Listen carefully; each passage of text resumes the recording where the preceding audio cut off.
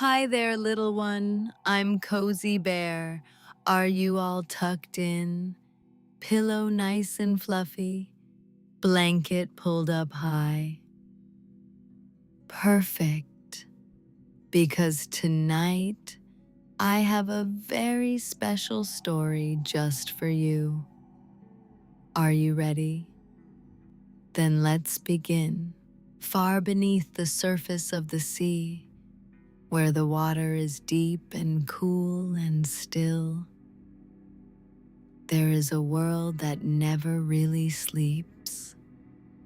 But in its own way, at the end of every long day, it grows quiet and soft and slow. The coral breathes in the dark water. The anemones sway like sleepy dancers. The sand on the ocean floor settles into stillness, and the moonlight comes down from far above the surface, filtered through fathoms of water, arriving soft and silver, like a dream of light rather than light itself. It is in this quiet world that our story begins tonight. Swimming slowly through this quiet world was a small fish named Finn. Finn was not like the other fish. While most fish in the reef were silver, or striped, or spotted, Finn's scales shimmered with every color imaginable. Deep ocean blue that shifted to teal, warm gold that melted into amber, soft pink that whispered into white, and over all of it, a shimmer, like sunlight on water, like the inside of a shell, like something too beautiful to look at directly. You might think that being the most beautiful fish in the reef would make Finn very happy, but it didn't. Because wherever Finn swam, the other fish stopped to stare. They pointed with their fins, they whispered behind their tails. Some came too close, wanting to touch his scales. Others kept their distance, as if beauty was something to be suspicious of.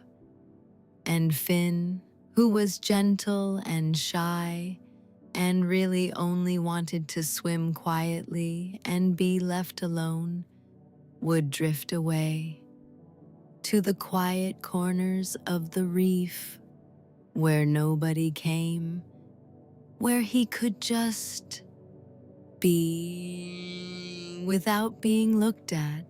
One evening in his quietest corner, a place where old coral grew in tall formations, like the towers of a sunken city, Finn noticed something he hadn't seen before. Behind a wide piece of branching coral, barely moving, barely breathing it seemed, was the smallest, plainest fish he had ever seen in the reef. Gray all over, a gray so complete and even that she seemed designed to disappear. Not a shimmer, not a marking, not a single scale that caught the light differently from any other. Finn slowed, stopped, watched. The small gray fish hadn't noticed him. She was pressed against the coral, eyes forward, completely still, as if staying still long enough might make her part of the reef itself. "Hello," said Finn, very softly. The small fish startled. She pressed herself flatter against the coral. One eye appeared around the edge, then slowly, two, wide, wary. watching him. "I didn't mean to frighten you," said Finn. "I just haven't seen you here before, and this is usually my corner." The small gray fish said nothing. "My name is Finn," he said. Still nothing. He waited, patient and quiet, the way he had learned to be from spending so much time alone. Finally, very quietly, "Pearl, Pearl," Finn repeated. "That's a beautiful name." The small fish looked at him as if he had said something strange. "No, it isn't," she said. "Pearls are precious and rare and lovely. I'm just gray." Finn was quiet for a moment. He thought about this carefully. "Pearls aren't beautiful because of what they look like," he said slowly. "They're beautiful because of where they come from the deep, from the dark, from something small and quiet that took everything that hurt it and made it into something precious." Pearl looked at him for a long time. "Are you always like this?" she asked. "Like what?" "Like kind," she said, as if the word was slightly unfamiliar in her mouth. Finn smiled. "I don't know," he said honestly. "You're the first fish who's let me talk long enough to find out." They swam together as the evening deepened, not far at first. Pearl stayed close to the familiar coral, glancing around at the open water the way someone does when they've been inside for a long time. Finn didn't rush her. He just swam slowly, slightly ahead, and let her follow at her own pace. He showed her the places he loved, the cave where the water glowed faintly green from the bioluminescent plants that grew on its ceiling, a whole sky of cold green stars, underground, underwater, impossibly beautiful. The garden of sea anemones that moved their long fingers in the deep current, pink and orange and violet, like a slow-motion dance that had been going on for centuries. The old sleeping turtle who rested on the same flat rock every night, ancient and unhurried, dreaming whatever turtles dream.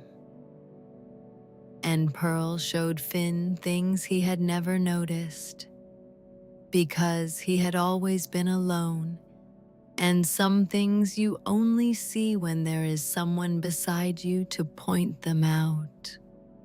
The tiny crabs, no bigger than a thumbnail, moving in single file along a ridge of coral.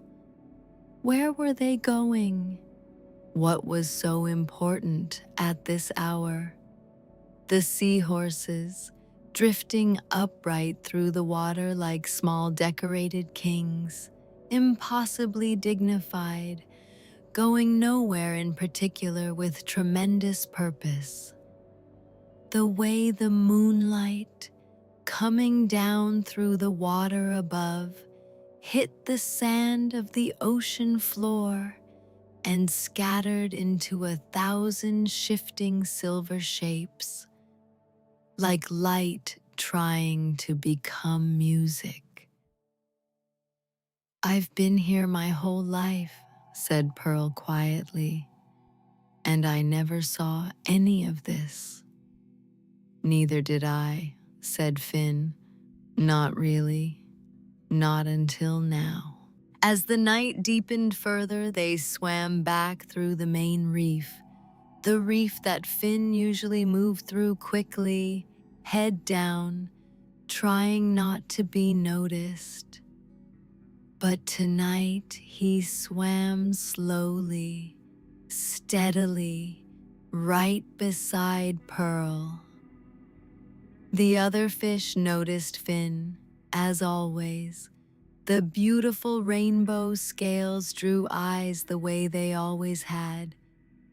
But this time, following the eyes to Finn, they found Pearl. And they looked at her, really looked, perhaps for the first time, and saw something they had simply never stopped to see before. How still she was, how completely, calmly still in a reef that was always moving. How her gray scales, which had seemed so plain before, were actually 100 different grays: silver gray, blue gray, warm gray, deep gray, shifting subtly as she moved through the water, like the ocean itself on a cloudy day, not colorless, just quiet. And small fish swam over, curious, friendly. "What's your name?" it asked Pearl. Pearl blinked. She looked at Finn quickly. He nodded, very slightly. "Pearl," she said, her voice steadier than before. The small fish tilted its head. "That's a really good name," it said, and swam alongside her. When the ocean had grown as dark and still as it ever got, that deep night stillness when even the current seems to rest, Finn and Pearl found their way back to the quiet coral towers where they had first met. They settled side by side on a soft shelf of coral, tucked in from the current, the bioluminescent plants above them giving off their faint green glow. "Finn," said Pearl. "Yes?" "Thank you." A pause. "For talking to me. Most fish don't. I think they don't see me. Or maybe they see me fine and just decide I'm not worth stopping for." Finn was quiet for a moment. "I think," he said carefully, "that most fish are too busy looking at the wrong things. I was one of them. I spent so long worrying about being looked at that I forgot to look." Pearl thought about this. "So, we were both hiding," she said. "Yes," said Finn, "just in different ways." Pearl curled slightly, settling into the soft coral. "I don't want to hide anymore," she said, her voice already heavy with sleep. "Me neither," said Finn. "Same time tomorrow?" asked Pearl. "Same time tomorrow," said Finn. The ocean settled into its deepest quiet. The anemones stilled. The little crabs reached wherever they were going and stopped. The seahorses rested.